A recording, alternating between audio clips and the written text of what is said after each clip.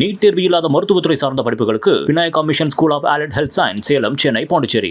Darling AC திருவிழா, இந்தியாவிலேயே மிக குறைந்த மாத தவணையில் ஏசி. Gold 8500 8600 almost peak. இந்த ரேலியில் 10,000 போகிறதுங்கிறது தங்கத்தில் யாரும் அந்த முதலீடு பண்ணவங்க ஒரு சரியான முதலீடு இல்லை. கோல்டு நம்மளுடைய ருப்பி வெர்சஸ் டாலர், ருப்பி தொடர்ந்து விழுந்துக்கிட்டே இருந்தது. ஒரு 88 வரையும் அங்கே போனது. இப்போ 85 ரூபா 50 பைசா அந்த ரேஞ்சில் வந்திருக்கு. ஏற்று முகம் இனிமே கிடையாது. தங்கத்திலையும் நிலத்திலையும் யாருமே நான் 10 லட்சத்துக்கு வாங்கியிருக்கேன் சார், 20 லட்ச ரூபா வந்தால் விற்றுருவேன், 30 லட்ச ரூபா வந்தால் விற்றுருவேன் அப்படின்னு சொல்கிற ஆளுங்க ரொம்ப கம்மி. நெக்ஸ்ட் மார்ச்சுக்குள்ளேயோ 25% வரை ஏறுறதுக்கான வாய்ப்புகள் அதிகமாக இருக்குது. தங்கத்தில் மட்டும்தான் உடனே பணம் வந்ததுன்னா நெருக்கடி சமாளிக்கலாம் அப்படின்லாம் கிடையாது. மியூச்சுவல் ஃபண்ட்லையும் இன்னைக்கு சமாளிக்கலாம். அன்பு வணக்கங்கள். இன்று நம்முடன் பொருளாதார நிபுணர் பத்மநாபன் அவர்கள் நம்மோடு இணைந்துள்ளார். வணக்கம் சார். வணக்கம். மார்க்கெட் சில மாதங்களாகவே கொஞ்சம் தாழ்வை நோக்கி போயிட்டு இருக்கு. அப்படிங்கிறப்ப அதுக்கு நேர் ஆப்போசிட்டா கோல்டு பீக்குக்கு போயிட்டு இருக்குது. இன்னும் வெகு சில நாட்கள்லேயே 10,000 தொடும் அந்த ஸ்பீடை நம்மளால கணிக்க முடியுது. அப்போது நிறைய பேர் ப்ராக்டிக்கலி ஸ்பீக்கிங் மக்கள், ஏன் நான் மார்க்கெட்டில் அவ்வளோ ரிஸ்க் எடுத்து நான் காசை போட்டு அந்த டவுன்ஃபால்ஸ் எல்லாம் நான் மீட் பண்ணணும், நான் கோல்டை ப்ரிஃபர் பண்ணுறேனே அப்படின்னு சொல்லிட்டு அந்த பேச்செல்லாம் பரவலாக இருக்குது. அப்படிங்கிறப்ப இது கரெக்டான முடிவா? இல்லை தான். இப்போ 2 விஷயம் பார்க்கணும். ஒன்று தங்கம் பார்த்தீங்கன்னா 8,000 ரொம்ப ஜாஸ்தின்னு சொல்லிட்டு இருந்தோம். இப்போ 8,500 தொட்டுடுச்சு. இப்போ அதனால் 8,000 இருந்தபோதே நிறைய பேர் 10,000 சொன்னவங்க இப்போ 8,500 வந்தவுடனே 10,000 சீக்கிரமாக இந்த ரேலிலேயே போயிடும் அப்படிங்கிற ஒரு விஷயம் நிறைய பேருக்கு இருக்குது. இப்போ நம்ம என்ன பார்க்கணுன்னா 8,500லேருந்து 10,000 அப்படின்னு பார்த்தீங்கன்னா அது 1,500. இந்த 1,500ங்கிறது ரஃப்லி அபவுட் 18%. இங்கேருந்து இன்னும் 18% க்ரோ ஆகும். ஓகேயா? அந்த க்ரோ ஆகிறதுக்காக தங்கத்துக்கு என்ன பாசிபிலிட்டி அப்படின்னு நீங்கள் கேட்டிங்கன்னா தங்கத்துக்கு எந்த பாசிபிலிட்டியுமே கிடையாது. என்ன ரீசன் அப்படின்னு சொன்னதுன்னா, இப்போ கோல்டு பொறுத்தவரையும் நிறைய அன்சர்டனிட்டினால தான் நிறைய கோல்டு மூவ் ஆகும் அப்படின்னு சொல்லிட்டு இருந்தோம். இங்கேருந்து ஃபர்தராக 18% போகிறதுக்கு மார்க்கெட்டில் எந்த தெம்புமே கிடையாது. அதாவது கோல்டுக்கு எந்த இதுவுமே கிடையாது. ஒன்று. இன்னொன்று பார்த்தீங்கன்னா நம்மளுடைய ருப்பி வெர்சஸ் டாலர், ருப்பி தொடர்ந்து விழுந்துக்கிட்டே இருந்தது. ஒரு 88 வரையும் அங்கே போனது. இப்போ 85 ரூபா 50 பைசா அந்த ரேஞ்சில் வந்திருக்கு. கிட்டத்தட்ட 2 ரூபா 50 பைசா குறைஞ்சிருக்கு. 2 ரூபா 50ங்கிறது பெருசு கிடையாது. பட் என்ன பார்க்கணுன்னா, ஏற்று முகம் இனிமே கிடையாது. ஒன்றா இறங்கு முகம் அல்லது இந்த லெவலில் அப்படியே இருக்கிறதுக்கான சான்சஸ் இருக்குது. ஸோ தங்கத்துக்கு எப்போதுமே நம்ம என்ன பார்க்கணுன்னா, தங்கத்துக்கு 2 விதமான விதத்தில் தங்கம் வளரும். ஒன்று, ருப்பி வீக் ஆகிட்டே இருந்ததுன்னா தங்கம் வளரும். அப்புறம் இன்டர்நேஷ்னல் மார்க்கெட்டில் கோல்டுடைய ரேட், இந்த 2 தான் இதாக இருக்குது. ஸோ என்னுடைய ரீடிங்கில் இப்போ கொஞ்சம் கொஞ்சமாக இப்போ ருப்பி வேறு ஸ்ட்ரென்தன் ஆகிட்டுருக்கு. அண்ட் எல்லாரும் எவ்ரிபடி டாக்கிங் அபவுட் டாலரைசேஷன் அப்படின்னு சொல்லிட்டு இருக்காங்க. யூஎஸ் கவர்மெண்ட்டுமே நிறைய இதில் டாலரை கொஞ்சம் வேல்யூ கம்மி பண்ணால் தான் அவங்களுக்கே சில பெனிஃபிட் இருக்குது அப்படின்னு சொல்லிட்டு ஒரு கருத்து வேறு வருது. ஸோ எல்லாத்தையும் பார்க்கும்போது என்னென்னு பார்த்தீங்கன்னா, டாலர் ஸ்ட்ரென்த் ஆகிறதுக்கான சான்சஸ் நியர் ஃப்யூச்சரில் இல்லை. அதுதான் நான் ரீட் பண்ணுறது. இது ஒரு பார்ட். 2வது பார்ட் பார்த்திங்கன்னா, இந்த தங்கமும் கண்டினியூஸாக 30-40% ஏறி இருக்குது. இதுக்கு முன்னாடி எப்போ ஏறினதுன்னா இந்த 60% கோவிட் போது தான் வந்தது. ஸோ கோவிட் சுச்சுவேஷனும் இப்போ இருக்கக்கூடிய சுச்சுவேஷனும் கண்டிப்பாக ஈக்குவல் கிடையாது. ஏற்கனவே ஒரு 40% இருக்கிறதுனால என்னை பொறுத்தவரையும் இந்த 8,500 8,600ங்கிறது ஆல்மோஸ்ட் பீக். இந்த ரேலியில் நான் 10,000 என்றைக்குமே போகாதுன்னு சொல்லலை. இந்த ரேலியில் 10,000 போகிறதுங்கிறது ரொம்ப ரொம்ப கஷ்டம். ஒரு இடத்துல ஸ்டாக்னண்ட் ஆகும்னு எக்ஸ்பெக்ட் பண்ணுறீங்க. இது ஒரு பார்ட். 2வது என்னென்னா, நீங்கள் தங்கம் வாங்கினீங்கன்னா தங்கத்தை எத்தனை பேர் விற்று காசாக்கிறதுக்கு ரெடியாக இருக்காங்க? இப்போ சில பேர் சொன்னாங்க, நான் இன்றைக்கி வாங்கினேன் 7,000க்கு தங்கம் வாங்கினேன். ஓகே, இன்றைக்கி 8,500 9,000 வந்திருக்கு இல்லையா, நல்ல க்ரோத் இல்லையா? அப்படின்னா நீங்கள் அந்த தங்கத்தை விற்றுட்டு வேறு ஏதாவது ஒரு இதில் நீங்கள் இன்வெஸ்ட் பண்ணலாம். அங்கே யாராவது பண்ணுறாங்களா அப்படின்னு பார்த்தா தங்கத்தை யாருமே விற்க மாட்டாங்க. இன்னும் ஏறுங்கிறது ஒன்று. இன்னொன்று பார்த்தீங்க அப்படின்னதுன்னா, அவங்களுக்கு தங்கத்தை விற்றோம் அப்படின்னு சொன்னதுனால தான் நம்ம எதையோ லூஸ் பண்ணுற மாதிரி அவங்களுக்கு ஒரு ஃபீலிங், சென்டிமெண்ட் நிறைய இருக்குது. அப்போ ஒரு பொருள் இருக்குது, அந்த பொருள் விலை ஏறினாலும் இறங்கினாலும் அதை நான் விற்க மாட்டேன் அப்படின்னா அந்த பொருள்னால எனக்கு என்ன பிரயோஜனம்? பொருள்னால பிரயோஜனம் கிடையாது. ஒரு சின்ன எக்ஸாம்பிள் சொல்கிறேன். உங்கள் ஃபாதர் வந்து உங்களுடைய பேரில் பேங்க் அக்கௌண்ட்டில் 5 கோடி ரூபா போட்டிருக்காரு. ஆனால் உங்களுக்கு வந்து ஏடிஎம் கார்டு கிடையாது, செக் புக்கு கிடையாது, நெட் பேங்கிங் எதுவுமே கிடையாது. எங்கப்பா ஒரு பைசா கூட பேங்க்கில் போடலை. நமக்கு பணம் தேவைங்கும்போது எனக்கு பணமே இல்லை, அதனால நான் பணம் எடுக்க முடியாது. உங்கள்கிட்ட பணம் இருக்குது, ஆனால் அதை எடுக்கிறதுக்கான எல்லா விதமான இதையும் வந்து அடைச்சிட்டாங்க. அப்படின்னா 2 பேருமே ஒன் அண்ட் த சேம் தான்.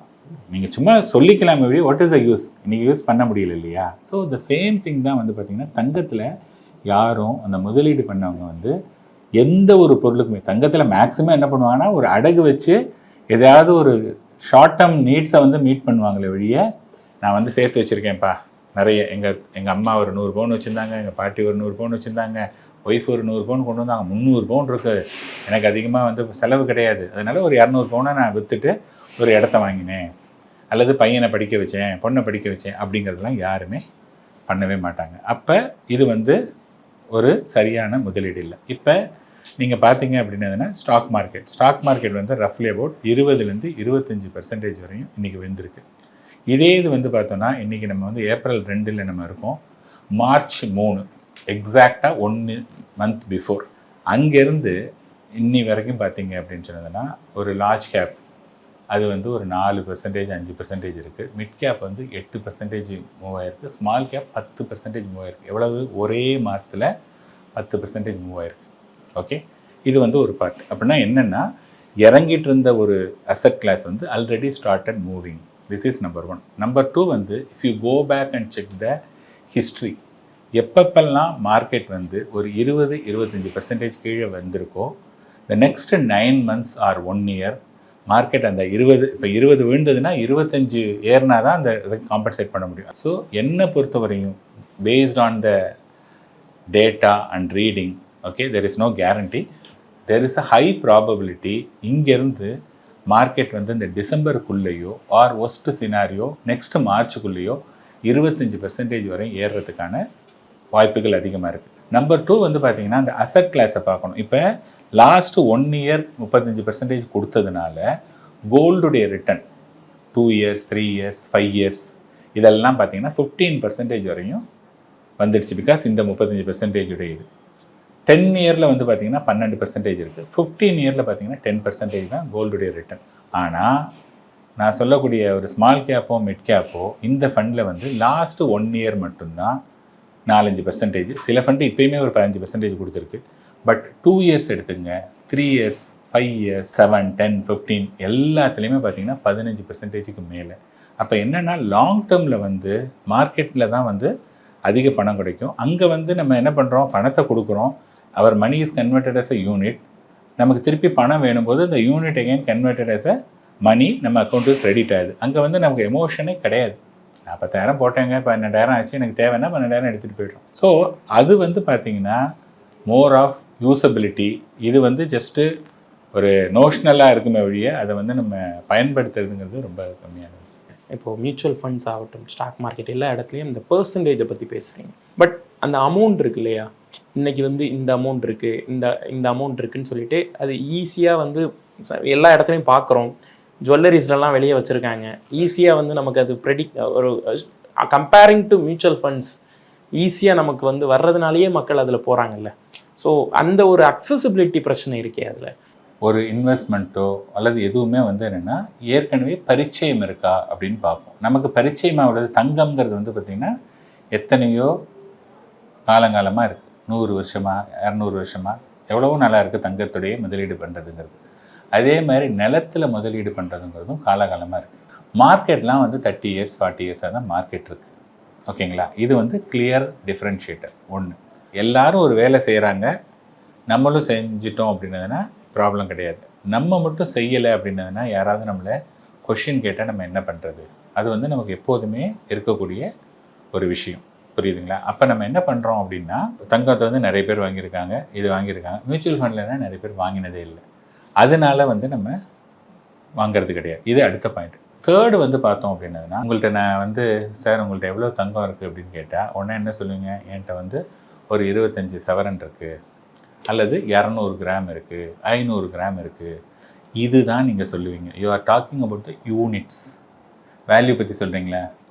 மோஸ்ட்லி யாரும் சொல்ல மாட்டாங்க. அதே மாதிரி உங்கள்கிட்ட சார் உங்களுக்கு என்ன ப்ராப்பர்ட்டி இருக்குன்னா, சார் ஒரு வீடு ஒன்று இருக்குது சார், 2 இடம் இருக்குது சார், ஊரில் வந்து அங்கே ஒரு அவுட்டரில் ஒன்று இருக்குது, அது தவிர சொந்த ஊரில் ஒரு இடம் இருக்குது. ஸோ நீங்கள் என்ன பண்ணுறீங்கன்னா, ஒரு ஃப்ளாட்டு 2 பிளாட்டு இதுதான் நீங்கள் சொல்கிறீங்களே ஒழிய, சார் என்னுடைய ரியல் எஸ்டேட்டுடைய வேல்யூ இன்றைக்கி 1.5 கோடி அப்படிங்கிற மாதிரி சொல்லலை. வேல்யூ யாருமே சொல்லலை. ஸோ எப்போதுமே இங்கே மியூச்சுவல் ஃபண்டுன்னு வரும்போது மட்டும், சார் நான் 1 லட்சம் போட்டேன் சார், 90,000 ஆயிடுச்சு, 85,000 ஆயிடுச்சு. இங்கே வந்து we are talking about only the units. அப்போ இது யாருடைய பிரச்சனை? இன்வெஸ்டருடைய ப்ராப்ளம். ஸோ இன்ஸ்ட்ருமெண்ட்டில் ப்ராப்ளம் கிடையாது. இன்வெஸ்டர் வந்து அதை தவறாக புரிஞ்சுக்கிட்டு இருக்காங்க, அல்லது அவங்களுக்கு தவறாக சொல்லி கொடுத்துருக்காங்க, எது வேணாலும் வச்சுக்கலாம். ஓகேங்களா? இங்கே வந்து we are talking about more of value, அங்கே வந்து யூனிட்ன்னு இருக்குது. ஸோ நாங்கள் இப்போ என்ன சொல்ல வரோம்னா, நீங்கள் ஒரு ஃபண்டு எடுத்துக்கிட்டீங்க அப்படின்னதுன்னா, எந்த ஃபண்டாக இருந்தாலும் ஒரு ஃபண்டுடைய NAV வந்து 10 ரூபாயில் ஸ்டார்ட் ஆகும். அது ஓவர பீரியட் வந்து 20, 30, 40, 50, 500 போட்டோம். இப்போ வந்து பார்த்தீங்கன்னா நிப்பான் இந்தியா க்ரோத் ஃபண்ட் அப்படிங்கிற ஃபண்டு வந்து 95 வந்தது, 95 அக்டோபரில் வந்தது 10 ரூபாய்க்கு. அது 4000க்கு மேலே போயிட்டு இன்றைக்கி 3500 சில்லறையில் இருக்குது. புரியுதுங்களா? அப்போ டெஃபினட்டாக யூனிட்டுடைய வேல்யூ வந்து இன்க்ரீஸ் ஆகும். இப்போ நான் நிறைய யூனிட் அக்யூமுலேட் பண்ணிட்டேன் அப்படின்னா, லைக் தங்கம் மாதிரி யூனிட் அக்யூமுலேட் பண்ணிட்டேன்னா ஃப்யூச்சரில் வந்து அதோடைய வேல்யூ ஜாஸ்தியாக வரப்போகுது. அதனால் நான் அதோடைய டே இன் அண்ட் டே அவுட்டை வந்து நான் பார்க்க மாட்டோம்.